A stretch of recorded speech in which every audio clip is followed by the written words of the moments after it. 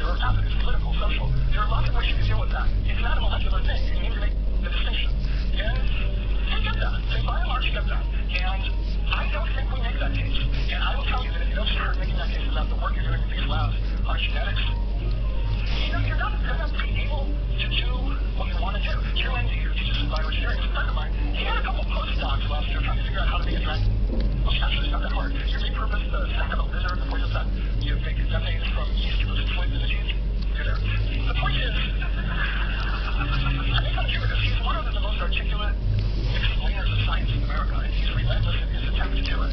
And actually, on Saturday, he and I went to an opening in Oakland, not of an art gallery, but of a new office or a place called the Oak. The Oak is a do-it-yourself biohacking place run by a really brilliant and kind of weird biophysicist. And he'll send you CRISPR kits and pea stars and all sorts of stuff. You can make this stuff yourself. And I know a lot of people are afraid of that.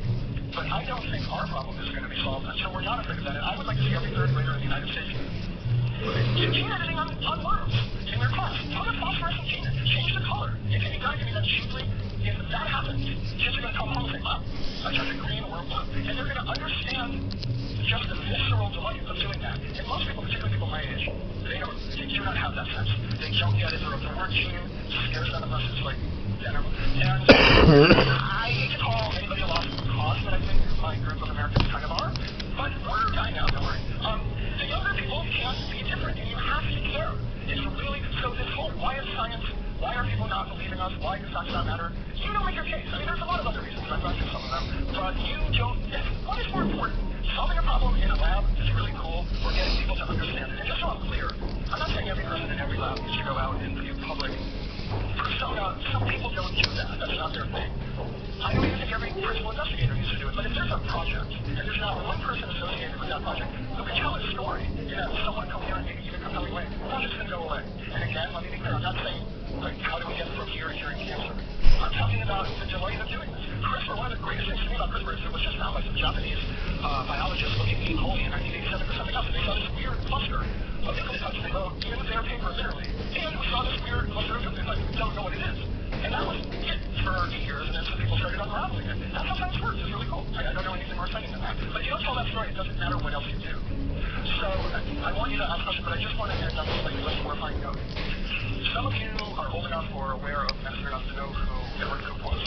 He was the Surgeon General of the United States, and he was the most right-wing anti-abortion lunatic who ever lived. Henry Waxman, a brilliant congressman who ran the subcommittee on health and environment, spent a year trying to keep him from being Surgeon General. Who wasted time even trying to keep someone from being Surgeon General? But he was so corrosive that there was finally Henry stopped. He figured, what can a Surgeon General do? This was the Reagan administration, and they were so happy because he was so right-wing. They went right out and said, do a report on AIDS. So we went out and he did a report, and he spent a year, and he came back and said, by the time they're in fourth grade, every American should know what a rubber is and how to put one on. Again, this is like one of the most conservative men I've ever known. Okay, so Reagan went crazy, everyone hated him, and then they said, well, you're the most well-known anti-abortion activist in America, do a report on abortion. So finally got home run. He disappeared for a year, and one of his people called me and said, this is the Washington Post said, Trump isn't going to issue an abortion report. I'm like, what are you talking about? He's saying hundreds of people. He said, yeah, but you better come talk to him. I said, I'm coming. And Coop basically said to the American people, to me, and anyone else would listen, there's not enough data to say you shouldn't have an abortion or you should have an abortion. Some people will be better off, the world would probably be better off if those people had an abortion. For others, that's not the case. I personally, Edward Coop, believe morally it's wrong to have an abortion, but as a society, I have to say this. And it was unbelievable. When he left his job, Henry Waxman, who detested him, was very close to him. He wrote a memoir. He signed this book to Henry. He's the biggest man in Congress. Henry's like 5'1". And I bring that up because I got saw him in 96 right before he died. He said, I never changed my stripes. I still believe what I believe, including homosexual behavior of people. I mean, he was really optimistic, but he also said, the data's data. And I believe in that. And this guy believed in facts as much as he believed in God, and he believed in God a lot. So I don't think it's impossible. And he is someone who I revere for that very purpose. He and I never agreed on anything politically. But he didn't care. He just took the facts where they ought to go. And that is something that can happen, but we have to make it happen, and I don't think we're really trying very hard. So that, on that, slightly shuffle up. I'll entertain questions if there are any. Thanks.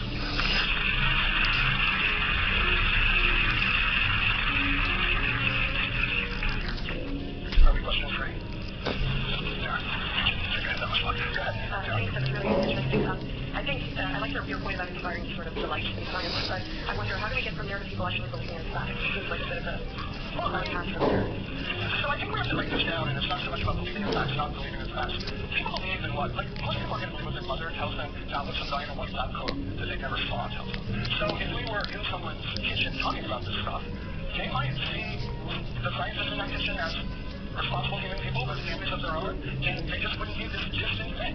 And I think, unfortunately, that's what we have to do. We have to make people learn. It's not easy. It's not going to happen tomorrow afternoon. It's a process, but I think that process can work. I think it has always worked in the past, and we haven't done it. And that's why, march on Washington if you want, but I'd rather have you march on Tennessee, Mississippi, in Orange County. Hey, thanks for a really cool, engaging talk. I'm a grad student here, and I really like the points you made about Palo Alto being a weird place to live right now. It seems fake and disconnected. I personally, as a brown person, as a woman, as someone who's undocumented and gets scared all the time, I'm having a hard time living here, even being on this campus. There are a lot of people here who are doing great work and seeing in their lives, but nobody cares about people like me or my story. Even the administration is having a hard time, I think, being brave at this time. So I want to know, how do I engage my classmates? How do I engage my professors? How do I engage teams and ask them to care about stuff like this and not make it a thing, not make it political, and not make this administration normal? Really? You think I can keep If you can solve that would be great. I've talked to the dean of this institution who introduced me so nicely. I know Stanford was standing by to pay legal bills no matter what they were for anyone who was getting kicked out and couldn't get in. I mean, I understand what you're saying. I'm not you, obviously. I think there are lots of people around here who understand and see the point of doing something. I don't think that was it. Silicon Valley is a place obsessed with itself and its laptops. That's true. But I think some of the people there are starting to understand that this might challenge their laptop ownership. And their Tesla, their $75,000 credit for getting a Tesla. Tesla's going to go away. I'm kidding a little bit. I think people are waking up to the situation. I can't say I don't think it's as bad as you say this, because how would I know? But I do think there are people and groups on here who care about you and what you stand for and try to protect you. So I guess find them. Okay, thanks so much. Okay.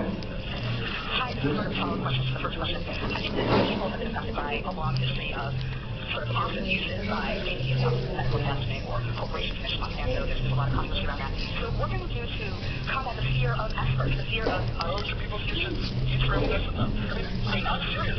Experts are these people who hover above us. They're white coats, no offense.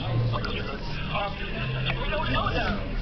The way you make experts real is go talk to people. This is not just a living. And a lot of these people at this campus and other places I've hung out, they're super engaging. The excitement they have about their field comes right out of them the second you meet them. And other people would feel that too. I don't have special antenna. You get that. So I would say, open yourself up. Go talk. I think what you might have said, how many of these people ever do go to a CSW or a Rotary Club? Maybe they don't. So gee, I wonder why 75 million people voted for Donald Trump. I mean, really, these things are not unconnected. and outside the media outlets that people typically go to? There's nothing wrong with it. I don't. Listen, by the way, I just have to say, Donald Trump's been the best thing that ever happened to the New Yorker. Our subscriptions have, I think, in the last few months are equal to what they were the previous 2 years. The same thing for the Washington Post. I'd gladly give the money back. I think we all would, but what I do think that means is that some people who took it for granted until recently are willing to spend a little money to try and find out what seems to be true. Again, it's not an easy thing, but talk to people. I don't think there's anything inherently, I don't think there's a I hate experts. I think there's a you think you know everything gene and I'm beneath you. And that's the problem. But that can be solved. I told you, this is very, it's like a cultural revolution without killing people, but it needs to happen. So the one advantage of the March for Science is that it gives the world a chance to see that scientists look like real people. Does it? Well, I mean, really, is that what they're going to see? I don't think people know at all what scientists look like. I think the world will see a bunch of leftist, Hillary people who hate Donald Trump, and it's an occasion for making that case. And if I go, I'll suck. If I don't, I'll have to subscription. So I think it's a group we need separate from March. I think the more that we give the populace a vision of what scientists look like, that we stop and say, we're normal people. I agree with that. I mean, I'm not anti-March. I'm ambivalent about the March. I really don't know what I think about it, which is an odd thing in my opinion. But I so appreciate your writing, and I want to thank you because I've really enjoyed following you in the New Yorker. The problem is, how do we get your piece into Breitbart? I mean, in California, we have a real... Surely there's a neurosurgeon here who can help me. We know that in California, there's how many millions of votes way over for Hillary. We don't have as many opportunities to talk to Trump supporters, to explain science. I understand. How do we do that? Well, first of all, you all have families. Some of them live outside of California. California's a special place in good and crazy ways, so it's a little different. But okay, apparently the last question I've been really about. I will just say this about the specialness of California. California is home to the biggest anti-vaccine movement, and the most lunatic fringe anti-GMO people on the face of the earth. And also have to be highly educated, some of you are probably this. And the point is, it's not just it's not a demographic left or right, up or down. It's everywhere. Just, if you want to just convince people in California that go to Newport, tell them to vaccinate their kids. You're not even leaving California. Okay, last question. She was in my first, I'm sorry. I mean, yeah. Go ahead. I just wanted to question about expectation. The last question. So on the other side of the question about, how to engage people on the sort of like other side of the spectrum, or people who are, anti-vaccinators or like anti-GMO, how do you depoliticize science in the political realm? And so, like you said about, some person who was very conservative but had to say yes, like abortion is fine, or, like yes, you should do vaccine. I didn't say it was fine. He hated it, but he's wrong. So it ought to be the right of someone to decide for themselves, and that is not your basic conservative stance these days. How do we do that? I mean, I'm like a broken record. Talk to people. I don't think marching on Washington is going to depoliticize science. And it is also probably true that not marching on Washington is going to, it's not like people are going to wake up and say, oh, those guys are so reserved. They're kind of not political. So, I again think depoliticizing science means focusing on the things that are real. And it's like, everyone's crazy about climate change. They should be. Not one person in all of this planet ever in all of history has been made demonstrably ill from eating a product made with genetically modified organisms. There's never been a suit. There's never been a hospital case. We live in the most litigious society in the world. Surely someone would sue if they could. And yet, 40% of Americans are opposed to it. 47% of Americans think angels are real and evolution is made up. I mean, I don't think political issues are our biggest problem.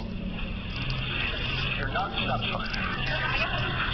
I appreciate it. I just want to sort of relate to what you've been saying. I guess I meant more like politicians who, are real people, but are not. How many people in this room have ever written to, called, or visited their representative in Congress? Oh, for God's sakes. Okay. Congratulations. You're all good human beings. But very rarely do people do that, and I would say do that. I mean, one of the things I have some hope on the healthcare bill is Republicans in Congress, they're starting to wake up in the morning and think, I think I might have to get reelected again.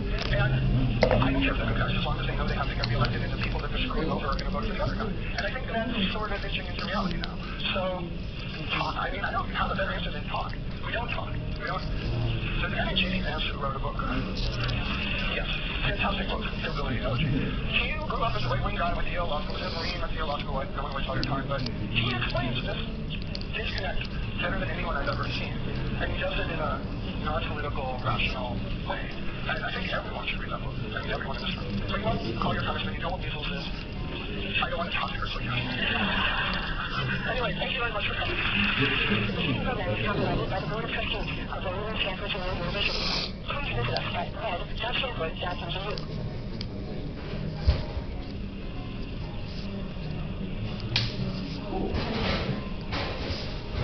Good afternoon, everyone, and welcome, and Happy New Year. It's great to start off the new year with today's guest speaker in the Dean's Lecture Series. Today's guest speaker, and thinking about the topic, may remember a quote from the late Isaac Asimov. And Isaac wrote, the saddest aspect of life right now is that science gathers knowledge faster than society gathers wisdom. Cliff Lee is one of the most important voices for this kind of wisdom in our world today, particularly in cancer research. Cliff is the deputy editor at Fortune and has a long acclaimed career in journalism, having served previously as executive editor at the Wall Street Journal's Smart Money magazine and Fortune. Nearly 13 years ago, Cliff wrote a feature article on the global fight to cure cancer, and he felt inspired to take up the cause. He's spoken at dozens of scientific conferences on this topic around the world, and is the author of a book, The Truth in Small Doses, Why We're Losing the War on Cancer and How to Win It. His work earned him a Lifetime Achievement Award from the European School of Oncology. Cliff has earned so much respect because he is at once an honest critic of cancer research and a brilliant innovator. His most pointed criticisms have prompted reforms, and many points of light have emerged over the past decade, showing the strength of his ideas. But there's much more work to be done, as Cliff has claimed for us time and time again. Last year, it's estimated that 600,000 Americans lost their battles with cancer. And this year, more than 333,000 Americans will likely be told that they have a type of cancer for which their likelihood of living even 5 more years is less than 20%. Cliff has described the need to lay the groundwork, the roads, as he calls them, if we hope to give these people a better chance. For example, he said that biological data need to be effectively communicated to any and all researchers who study cancer. He says that we must better connect patients with clinical trials and more effectively disseminate and analyze trial data. And perhaps most importantly, Cliff has said that we need to encourage young scientists to pursue original ideas. Today's national research environment too often favors conservative ideas that have predictable outcomes. We at Stanford Medicine agree with Cliff that we must bet big if we want to solve big problems. That's why we invest in novel projects and encourage a culture of innovation on our campus. After all, Stanford has a well-established track record of interactions between diverse fields, professions, and ways of thinking. And it's this spirit that has produced our historic advances. We aim to continue this approach when it comes to treating cancer. As we move forward with our biomedical revolution in precision health, we look to people like Cliff for guidance in achieving the audacious goals that we know are within our grasp. We seek not just to treat disease, like cancer, when it occurs, but to prevent diseases from occurring in the first place. Cliff is an indispensable ally for us as we work every day to make precision health a reality. Please join me in welcoming Cliff Lee to the stage. Wow. I can honestly say I've never had that nice an introduction. That was incredible. Thank you so much, Dean Miner. And what an extraordinary honor and privilege it is to be here. I know everyone says that, but I am kind of blown away to be sitting here. So I'd like to, actually, we'll start with this first slide. I'd like to take you back about a half a century and half a world away to, I think, one of my favorite stories in all of cancer research. So we're going to get a little retro on you here, but I think, and it's a long story, so I hope you'll bear with me, but I think there are important lessons to be learned in this process. So the year was 1957, and Dennis Parsons Burkitt had been in Uganda by that point for 10 years. Most of that time in Kampala, which was the rolling hill city, the old Uganda kingdom, that was then the capital of Uganda as a British colony. He was the chief surgeon of one of the three Malagos surgical wards, but he was not a great surgeon. He was a bush surgeon by his own reckoning. And part of that was just the numbers. You know, there would be more time for artistry if there weren't so many patients. The parents were bringing their children, so many of them were children, with bones ulcerated from infection and wilted from hunger and then from polio and gouged by animal bites. And there were so many plagues in East Africa and Sub-Saharan Africa in general. You know, malaria, of course, was endemic to the region. And there were Alyang fever and chikungunya and dengue, alarnism, which was this horrible disease. It was an infection caused by a flatworm larva that would go into freshwater snails. It was everywhere. So if you were in Victoria Nyanza, which is Lake Victoria, which is a massive lake that spans the borders of 3 countries, you could get this larva, this infection in about 60 seconds. And there was Yaws, which was another horrible disease, and Kwashiorkor, and the name meant that the one who was left behind. And it was a malnutrition disorder, and it was affected young kids whose mothers weaned them too soon because of the arrival of a second child, and they would get that look of emaciated body and the red tendons and the distended belly. And Burkitt himself had seen so many of these diseases. His first year of working in the northern region of Lira, it was a region that was responsible for about 7,000 square miles and 250,000 inhabitants. He did about 600 surgeries that first year. He would roll up in a brakeless board, get out, wash up as best he could. He would sterilize his surgical equipment over a gas stove, give an anesthesia himself, and then run off to the next sub-dispensary, which was really just a hut. And so, as he was, this was challenging enough for any surgeon, that kind of a pace. You know, fresh out of medical school, all you young kids out there with all of your energy. But by this point, Burkitt himself was 46 years old. He had 3 young kids, and his wife Olive was in and out of bad health. And then there was one other handicap that the young Burkitt had, which was a tough one for a surgeon. He was missing an eye. Yes, it had been hard for the British Medical Council to approve of a one-eyed surgeon. They were worried, of course, naturally about the depth perception of this young surgeon. And the way that happened was that young Burkitt himself, young Dennis, had been in Northern Ireland at a prep school, but had been in the wrong place at the wrong time. And a melee had broken out among some of the kids, and they were throwing stones, and one of the stones hit his eyeglasses. And they had 3 surgeries, nothing worked. They couldn't get the stroke out of his eye, and finally they replaced it with a glass ball. What he lacked, though, in depth perception, what he lacked in some of his vision, he was able to see things that other people couldn't see. He was uncanny about this scientist, this Irish surgeon, with his fantastic and fast-paced talk. But nothing on earth would have prepared him for this. Let's go on the slide, sorry. The boy's name was Africa, and he was 5 years old. And he was terrified when his parents brought him into the Malago Hospital. He had 4 tumors, one on each side, on the upper jaw and lower jaw, on one on each side of his face. They seemed to keep his face. And it was as if a force blade had left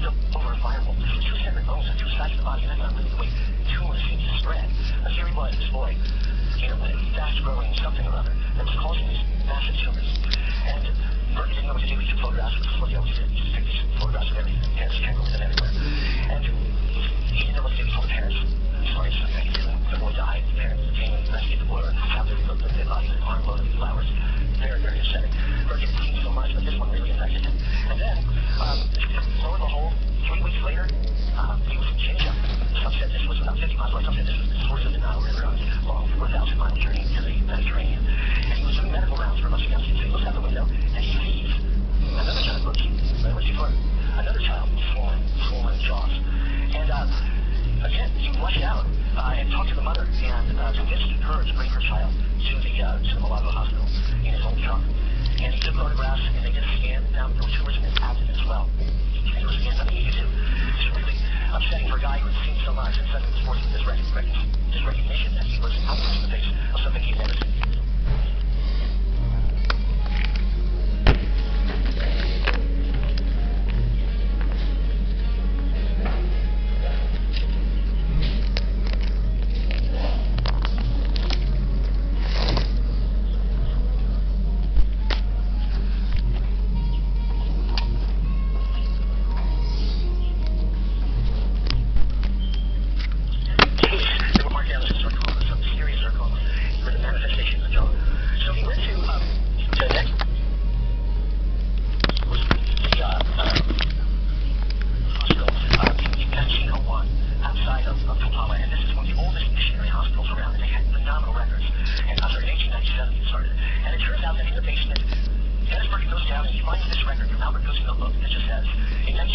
Showing child with jaw children saying how surprisingly common they are in Africa. Now, as I mentioned, Burke had been in Africa for 10 years at this point and had never seen this. And in a span of 3 or 4 weeks, he's now seeing to himself and learning that this is a common tumor. And he's, of course, focused. So he begins to ask everybody around,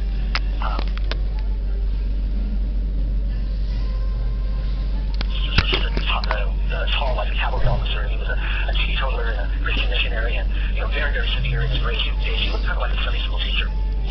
He sort of had a very thin line for analysis. But what happened with that? Somehow God had given him this very silly, high-pitched, very fast voice, a lovely way of talking. So he'd say, "I've seen someone like a leprechaun everywhere," and people would respond to that. And it turns out a lot of people had. Doctors would come in from other African hospitals, and lo and behold, they were seeing lots of them. And this next image, I'm afraid, is a little disturbing, or very disturbing, but you can see it was sort of shocking in the sense that how did so many people miss this, right? I mean, if you're a mother or father and this happens to your child, I mean, this is just outrageous. So this couldn't have been happening. The problem was that nobody was grouping them together as one syndrome. Well, Burgess himself quickly jotted off a paper, and again, he thought they were sarcomas, and he delivered this paper to a group of surgeons, a local surgical journal, and said, this is the most common tumor in all of Africa, in all of Uganda at this point. So as he's going through and telling this, you're asking everybody, have you seen this tumor? Have you seen this tumor? He comes in, there's a young buck of a surgeon, a young buck of a doctor named George Emdig. Now, George was from South Africa, and one of these guys, 30-something years old, might go around the world to talk, very confident about himself. And when Burke showed him photographs, he said, this is looking good and she's getting it. That's what that's got every night. I got to tell you, my daughter, she's 12, said, oh, matches, exactly the same deal, sometimes. But this was one of those things, it's like a moment when somebody says that, something like that, and you just flat Burke and say, well, wait a minute. If it's not if it's common in Uganda and common in the rest of East Africa, and it doesn't exist at all in South Africa, then where between these two lands did it stop? Where was the edge? It's a great epidemiological question, and in order to solve it, he had a profoundly simple suggestion, which was he was going to send out a flyer to everybody in Africa, all the hospitals, mission district, mission centers, and he was going to do this. So in order to do that, he applied for his first research grant, and he printed up 1,200 flyers to cover the printing and the postage. He got this 15-pound research grant from the British Medical Council, which was the equivalent of $40. And what you all think about that as you apply for your first grant. $40. But he sent them out, all 1,200 flyers, and he followed them up with individual letters that he handwrote. And over the course of 4 years, he got quite a lot of responses. And in fact, he put them in 3 maps on his in his office. One of them was a map of all of Africa, one was East Africa, and one of Uganda. And each little pin that he had there, he color-coded. So if there was one known case, or if there was a suspected case, that would be a different color, or if there were multiple cases, that would be a different color. And he was very, very frugal. I mentioned he's sort of Sunday teacher. His family and friends would make fun of how cheap he was. But he bought uncolored pins, and he hand-painted each one to save the 10 pence or whatever they were. He was very, very frugal. His daughter used to put him having a bath, which was 1 inch or 2 inches deep, just to save the hot water. But it's very hard to do epidemiology by postal carrier, even though you can see this extraordinary pattern that sort of seems to be emerging there. So he decided, after all this process, that he would do what he called a geographical biopsy. So instead of sampling tumor tissue, he was going to sample memories. And the way he imagined he was going to do this was he was going to go and visit all of these places, because just like himself, he had been in Uganda for 10 years and he'd never seen this before, and then suddenly found how common it was. Well, maybe others had the same experience, right? Maybe others were sort of seeing